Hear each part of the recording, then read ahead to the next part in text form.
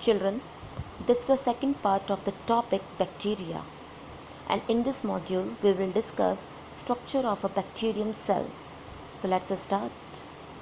Bacteria were first seen under microscope by Anton van Leeuwenhoek in 1676. Okay, so bacteria were first seen under microscope by Anton van Leeuwenhoek in 1676. For our convenience, the morphology of bacterial cell is divided into three categories.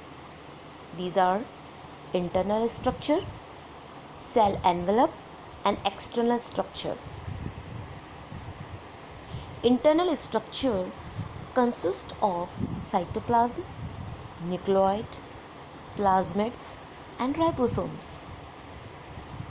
And in cell envelope, we will discuss cell wall, cell membrane, and capsules. In external structure, we will discuss flagella and pilus. So let's start.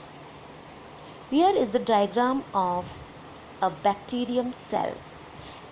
As the picture shows that a bacterium cell is generally surrounded by two protecting coverings. Outer one is cell wall and inner one is cell membrane. Okay, in the absence of cell wall, cell capsule is also found.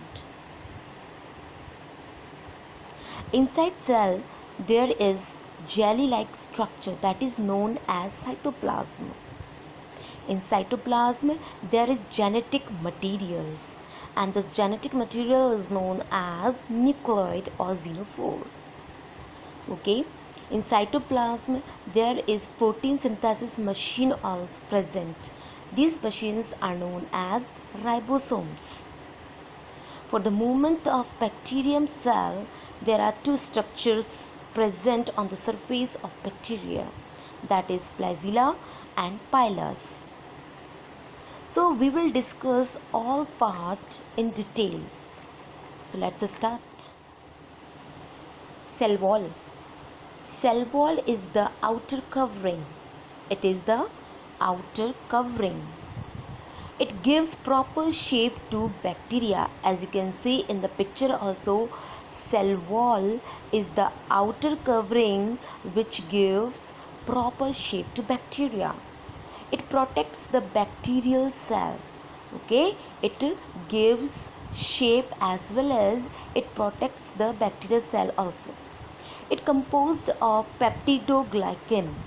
Okay, or we can say in simple words, it is made up of peptidoglycan, and this peptidoglycan is made up of polysaccharides and proteins. Now the next part is cell membrane. Cell membrane is also an inner covering. Yes, it is a thin membrane which encloses cytoplasm. As you can see in the picture, below cell wall there is cell membrane, and the cell membrane encloses cytoplasm, or we can say the liquid matrix. It is a phospholipid bilayer. Bilayer means double layer. It consists of both phospholipids and proteins. It regulates the flow of substances in and out of the cell. So what is the function of cell membrane? It regulates the flow of essential substances in and out of the cell. Now the next topic is capsule. In the absence of cell wall, there will be capsule in a bacterium cell. Some bacteria may even have the outermost slimy gummy layer. Okay, this layer is gummy in nature, and surrounding the cell wall is called capsule. Okay, it promotes attachment of the bacteria to surface. So what is the function of this capsule? It promotes attachment of the bacteria to surface. So it acts as a protective covering. Now the next part is cytoplasm. Cytoplasm is the gel-like matrix or substance or liquid which contains genetic materials. Now what is genetic materials?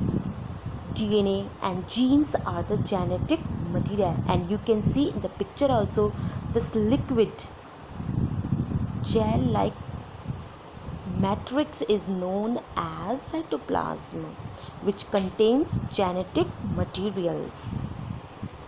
Now what is the function of cytoplasm? It carries out different functions like growth, metabolism, etc. Yes, various activities like growth, metabolism takes place in cytoplasm. Now the next part is nucleoid or nuclear material, which is also known as genetic material. As I told you before, bacterial cells are prokaryotic in nature, means they do not have membrane bound nucleus. In simple words, we can say bacterial cells do not have well defined nucleus. It contains DNA that floats freely in a twisted thread like structure. As you can see in the picture also, this thread like structure, okay, this thread like structure is called nucleoid, or we can say xenophore or bacterial chromosomes. As I told you, nucleus is not membrane bound. So DNA that floats freely in a twisted thread like structure called nucleoid. They have one copy of chromosomes, so are called haploid. Okay, there is only one copy of chromosomes, so they are called haploid. Plasmids. As I told you, bacteria is a prokaryotic cell, means nucleus is not bound in membrane. So the genetic material floats freely in the cytoplasm, either in the form of thread like structure that is known as nucleoid, or in the form of circular pieces called plasmid. You can see in the picture also, the circular piece is known as plasmid. So this is a small extra chromosomal DNA. What is plasmid? Plasmid is a small extra chromosomal DNA. Plasmid contains genetic material, as they contain DNA which floats freely in separate circular pieces called plasmid. Plasmid does not involve in reproduction. Ribosomes. Ribosomes are small and abundant in cytoplasm.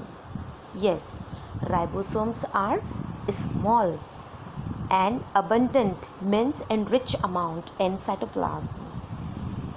They consist of RNA and protein, means they made up of RNA and protein.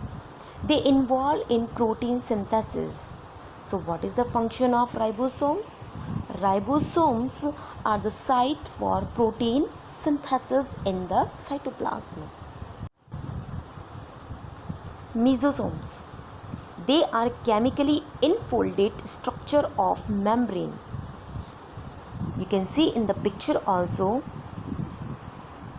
when the cell membrane is enfolded, means folded inside, okay, will form mesosome. The growth of the bacteria depends upon mesosomes.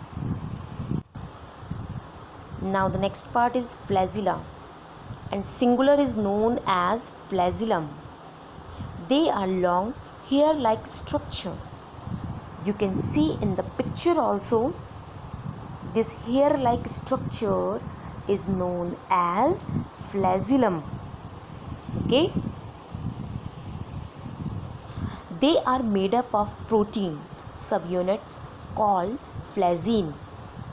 So flagella are made up of protein, and this protein is known as flagellin. What is the role of this flagella? flagella help in the movement of bacteria, means bacteria can move with the help of flagella. So one more topic is there, arrangement of flagella on the surface of bacterial cell. Basically there are 4 types of arrangement of flagella: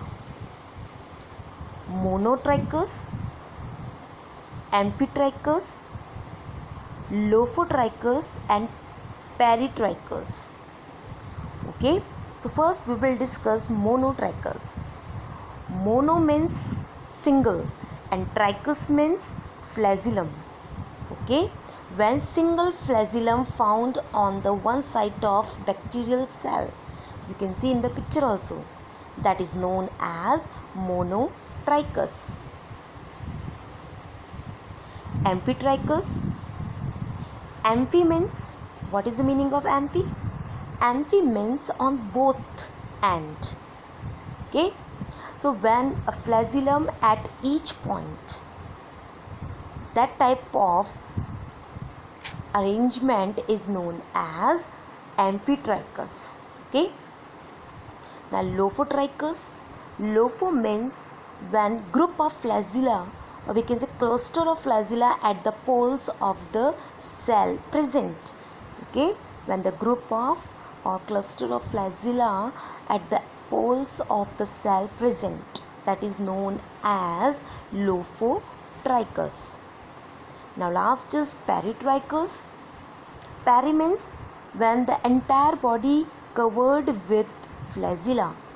Yes, flagella are distributed over the entire surface of the cell, that is known as peritrichous. Now next part is pili, and singular form is known as pilus. Besides flagella, pili are also present on the surface of bacterial cell. You can see in the picture, pili are also present on the surface of bacterial cell. But pili are shorter than flagella. Pili are thin, straight and small extensions present on the surface of bacteria. Pili joins the bacterial cell for the transfer of DNA from one to another cell, so they are called fertility pili, or we can say F. pilus. Okay, they involve in the transfer of genetic material from one cell to another cell. When they show sexual reproduction, pili involved in the transfer of DNA from one cell to another cell. That's why they are also known as fertility pili or F. pili or pilus.